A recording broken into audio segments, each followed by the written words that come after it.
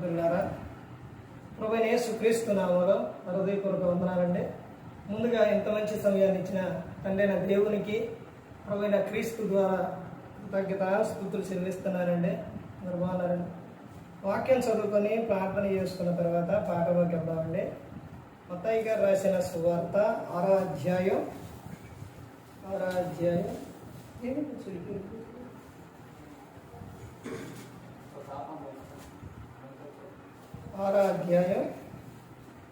వచనం. మీరు ఉపవాసం చేయనప్పుడు వేషధారుల వలె దుఃఖముఖులై ఉండదు.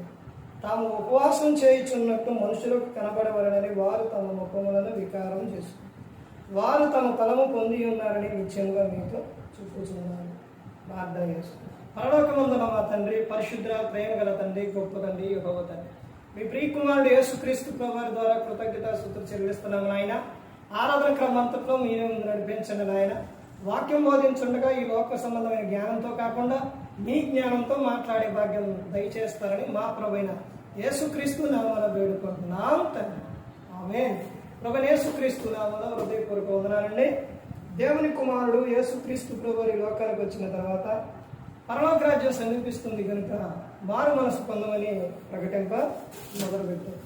అంశం పాఠం పేరు ఏంటంటే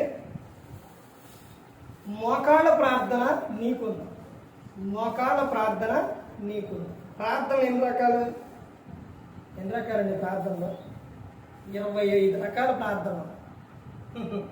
అందులోని ఎక్కువగా అంటే 25 రకాల ప్రార్థనలు. ఓకే, అంటే 25 రకాల ప్రార్థనలు అదేంటండి? ప్రార్థన ఒకటేగా అదంటే 25 సందర్భాలు. ఏంటి? 25 రకాల ప్రార్థన అంటే 25 సందర్భాలు. అందులోని ఒకటి ఏంటంటే ఏకాత్మ ప్రార్థన. ఏకాత్మ అంటే నువ్వు గదిలోకి వెళ్ళి తలుపేసుకొని ఇక ఎవరు వండరిక నువ్వు దేవునితో మాట్లాడుకో. తర్వాత గోజాడే ప్రార్థన, విసుగు చేయు ప్రార్థన, తర్వాత నిత్యం చేసే ప్రార్థన, ఇలా చాలా ప్రార్థనలు ఉన్నాయి. నిలబడి చేసే ప్రార్థన, మోకాళ్ళు ప్రార్థన, తర్వాత ఇలా చాలా ప్రార్థన 25 రకాల ప్రార్థనలు ఉన్నాయి. అందులోని ప్రాముఖ్యమైన ప్రార్థనలో ఒక 3 ప్రార్థనలు ఉన్నాయి. అవి గన ప్రతి ఒక్కరూ చేస్తే వారి జీవితం అద్భుతంగా ఉంటుంది. కానీ ఆ 3 ప్రార్థనలు అపవాది చేయలేదు. ఏంటి ఆ 3 ప్రార్థనలు అంటే? ఏకాత్మ అంటే ఏకంగా చేసే ప్రార్థన. ఎవరూ లేకుండా నీవు తలంటుకొని గదిలోకి వెళ్ళి ఇక దేవునితో నువ్వు మాట్లాడుతావు. ప్రార్థన, ఆ ప్రార్థన ప్రతి ఒక్కటి నువ్వు దేవునితో చెప్పుకోవచ్చు.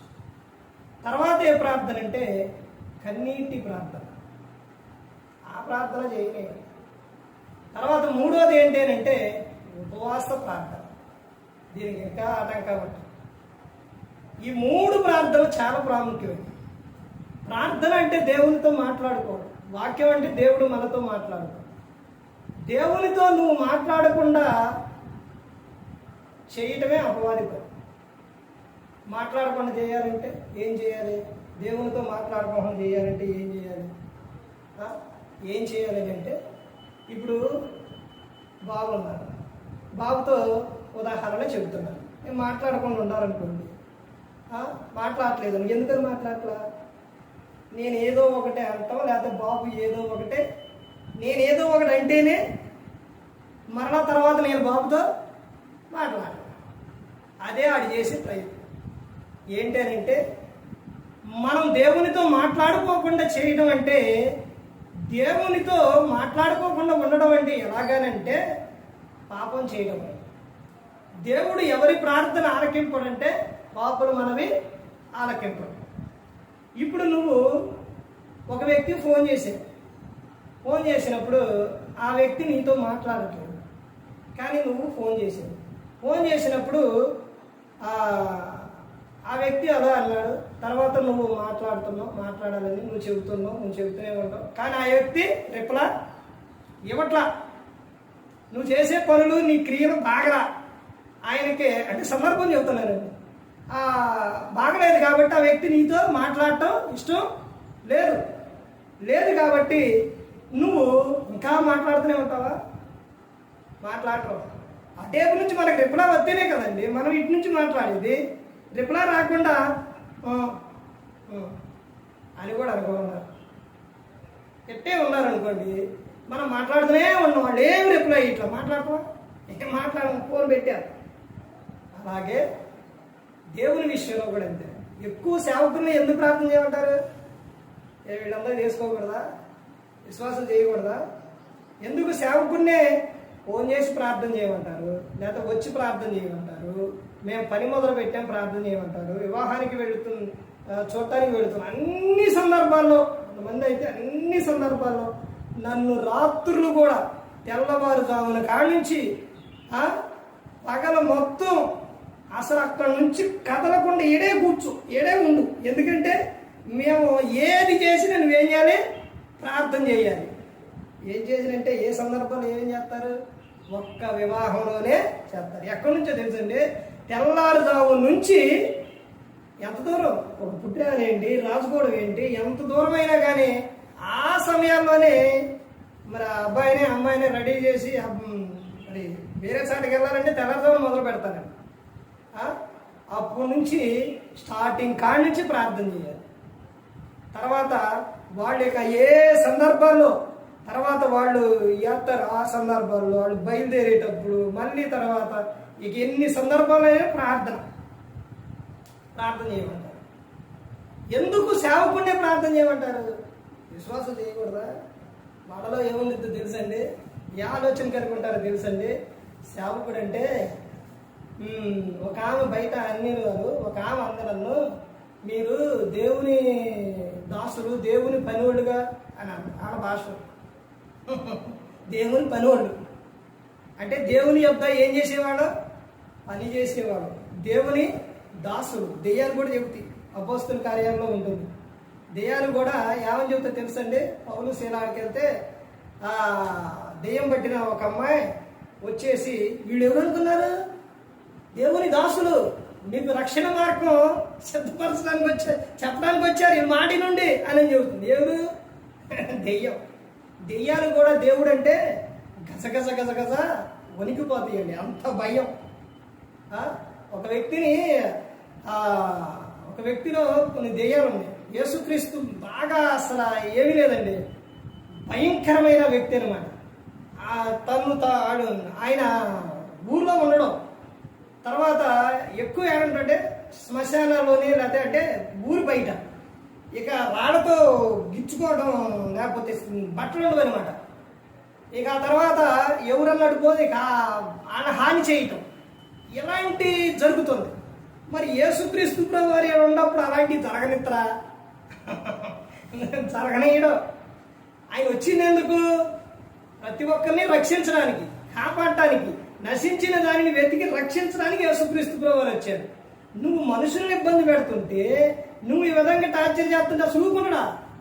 వెంటనే పడవ వేసుకొని సముద్రం అవతలకి వెళ్ళి అట్ట దిగిండి యేసుక్రీస్తు వారు. అంతే, మార్కు లోకాసు వార్తలో ఉంటుంది. అట్ట దిగంగానే ఎప్పుడైతే అట్ట కాలు పెట్టిండో యేసుక్రీస్తు వారు, దెయ్యం పట్టినోడు గప్ప పరుగు ఉరికొచ్చి అంటుండ, నజరేయుడైన యేసు, యేసు రావద్దు మాతో ఇంకా అప్పుడే నీకు సమయం ఇంకా ఉంది, నువ్వు రావద్దు అని కేకలు వేస్తూ చెబితే అప్పుడు యేసుక్రీస్తు అంటారు, నీ పేరేంటంటారు. వాళ్ళలో ఎన్నో దెయ్యాలు ఉంటాయి. అన్ని దెయ్యాలు ఉంటే ఆ పేరు అంట, నా పేరు సేన అంట. అప్పుడు వీళ్ళలో నుంచి మీరు వెళ్ళిపోయినాడు యేసుక్రీస్తు. అప్పుడు మాట చెప్పే ముందు ఆ మాట తర్వాత అని అంటాడు, అటు చూసి పందులు మేస్తామంటే మమ్మల్ని ఆ పందుల్లోకి పంపేవాడు. అప్పుడు యేసుక్రీస్తు ప్రభువు ఆ పందుల్లోకి ఆర్డర్ ఇస్తే ఈ దెయ్యాలన్నీ కూడా ఆడిపోయినాయి, పందులోకి పోయి. పందులో పోతే పంది ఏ పడితే అవి తినే పంది, ఆ పంది దెయ్యాన్ని తన మీద ఉంచుకోవాలా. చూడండి, మనిషి ఉంచుకుంటుండవు. అసలు మనిషి అంటే ఎవరండి? మనిషి దేవుని పోలిక, దేవుని స్వరూపం, దేవుని బిడ్డలు, రాజులైన యాజక సమూహం. మరి మనిషి ఎట్ట దెయ్యాన్ని మోస్తుండో? పంది ఉంచుకోలేదండి, క్షణం కూడా ఉంచుకోలే పంది. అసలు నేను ఈయన్ని మీద ఉంచుకోవడం ఏంటి, అసలు ఈయన్ని నేను మోయటం ఏంటి ఆ దెయ్యాన్ని అని వెంటనే పందులు అన్నీ ఏం చేసినాయండి? పరుగు వెళ్ళి సముద్రంలో పడి చచ్చిపోయి. ఎందుకు? దెయ్యం లోపల ఉంది, దెయ్యాన్ని మేము ఉంచుకోవడం నాకు ఇష్టం లేదు అని పంది చచ్చిపోయింది. చూశారండి? ఇదంతా ఎందుకు చెప్తున్నానంటే, దెయ్యాలు కూడా గజగజ ఉనికితాయి కానీ మనిషి మాత్రం వినట్లేదు. ఇప్పుడు చెప్తున్న ఏ సందర్భంలో ఉన్నాను? ఉపవాస ప్రార్థన. ఇక్కడ చదవబడిన సందర్భం కూడా అది. ఈ ఉపవాస ప్రార్థనలో చాలా శక్తి ఉందండి, చాలా పవర్ ఉందండి.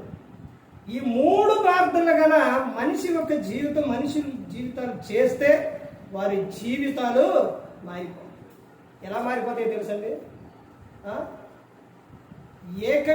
ఏకత్వం కలిగి ఏక మనసుతో నువ్వు ప్రార్థన చేస్తే దేవుడు నువ్వు ఏదైనప్పటికీ కూడా లోక సంబంధం కాకుండా నువ్వు ఏదడిగినా కానీ దేవుడు ఇస్తాడు. కన్నీటి ప్రార్థన. అన్న పిల్లలు లేనప్పుడు ఎలా ప్రార్థన చేసిందండి? కన్నీటితో ప్రార్థన చేసింది. తర్వాత ఎస్తేరు ఏం చేసిందండి? ఉపవాస దినం చాటించి వెళ్ళి రాజు దగ్గరికి వెళ్ళి తన రాజ్యాన్ని కాపాడుకుంటాడు. ప్రార్థనలో అంత శక్తి ఉంటుంది. ప్రార్థన ఇక్కడ చెప్తున్న సందర్భం ఏంటంటే, ప్రతి ఒక్కరూ కూడా నిలబడి ప్రార్థన చేయొచ్చు, నడుస్తూ ప్రార్థన చేయొచ్చు, ఒక పడుకొని కాకుండా ఏ విధంగా ప్రార్థన చేయొచ్చు. కానీ మోకాళ్ళ ప్రార్థనలో శక్తి ఉందండి. నువ్వు మోకాళ్ళు వేసి దేవునికి నువ్వు ప్రార్థన చేయి. ఏ ప్రార్థన అయినా చేయొచ్చు, కానీ ఆటల్లో ఎక్కువగా ఏకాగ్రత అనేది ఉండదు. బైబిల్లో ఎక్కడా కూడా కళ్ళు మూసుకోమని లేదండి. కానీ మరి ఎందుకు కళ్ళు మూసుకుంటారు? చెప్పండి, ఎందుకు కళ్ళు మూసుకుంటారు? ఇప్పుడు కళ్ళు తెరిచి, కళ్ళు తెరిచి ప్రార్థన చేస్తాను అనుకోండి, కళ్ళు తెరిచి ప్రార్థన చేస్తాను అనుకోండి. ఈ బాబు ఏం చేస్తాడో, అన్నయ్య ఏం చేస్తున్నారు, ఎవరు అన్ని ఇట్లా చూసుకుంటా. లేకపోతే ఇటు సప్పుడు అయితే ఇటే ఎవరు వస్తున్నారు, ఎట కళ్ళు తెరిచి ప్రార్థన చేయాలి. కళ్ళు మూసుకొని ఎందుకు ప్రార్థన చేస్తారంటే ఏకాగ్రత కోసం. ఇక దృష్టి ఎటు కూడా ఉండదండి. దృష్టి ఎటు ఉంటుంది? కళ్ళు మూసుకుంటే చేసే ప్రార్థన మీదే ఉంటుందండి. అందుకనే కళ్ళు మూసుకొని ప్రార్థన చేస్తారు. బైబిల్ అయితే లేదు, ఏకాగ్రత కోసం చేస్తారంట. మోకాళ్ళు ప్రార్థన ఎలాంటిది అంటే, దానియేలు గ్రంథం 6వ అధ్యాయం 10, 16, 20, 22 వచనాల్లో ఉంటుంది. అపోస్తల కార్యాలు 12వ అధ్యాయం 1, 7 వచనాలు ఉంటుంది. పిలిపిలు రాసిన పత్రిక 1, 21లో కూడా ఉంటుంది. కీర్తనలో చూడండి, 55వ కీర్తనలో చెబుతున్న సందర్భం చూడండి. అక్కడ ఏమని చెప్తున్నారు? 55వ కీర్తన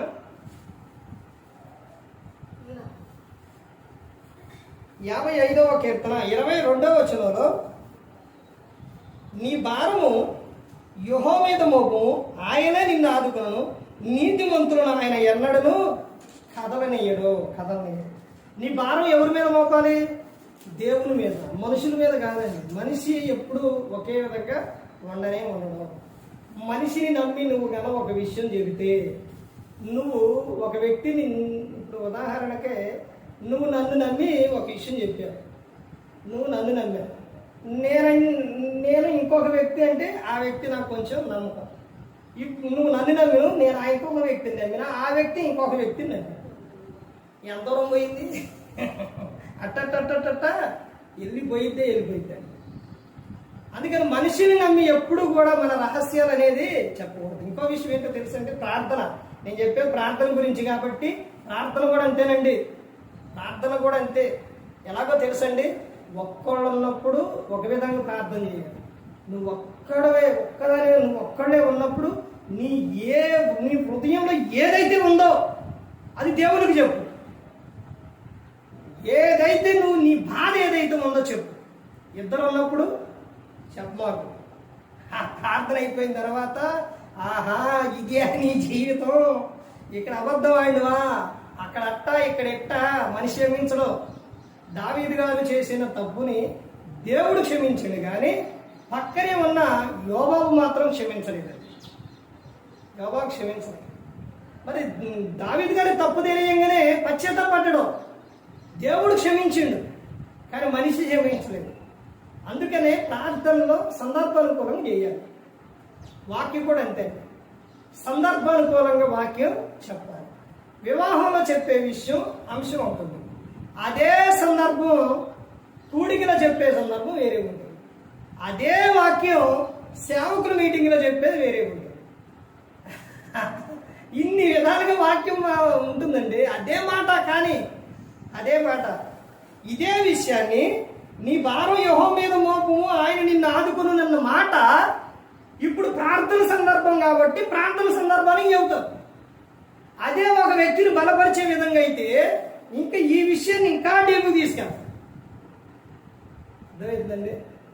అంటే మనకు సందర్భానుకూలంగా ఏం చేయాలి, ఆ అంశాన్ని బట్టి చెప్పాలి వాక్యం అనేది.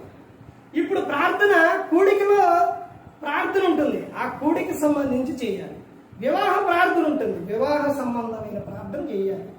మనిషి మరణించినప్పుడు ఆ సందర్భ ప్రార్థన చేయాలి. పుట్టినరోజు అప్పుడు పుట్టినరోజు సందర్భ ప్రార్థన చేయాలి.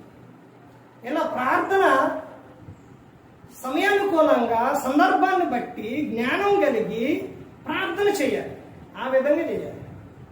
లేకపోతే వివాహం కాడ చేయాల్సిన ప్రార్థన, వివాహంలో చేయాల్సిన ప్రార్థన మనిషి చనిపోయిన కాడ వివాహ ప్రార్థన ఇవి చేశారనుకోండి, అది బాగోదు. ఇక్కడ చెప్తున్న సందర్భం ఏంటంటే నీ భారం యెహోవా మీద మోపు, ఆయనే నిన్ను ఏం చేస్తారో ఆదుకుంటాడు. ఆయన నీతిమంతులను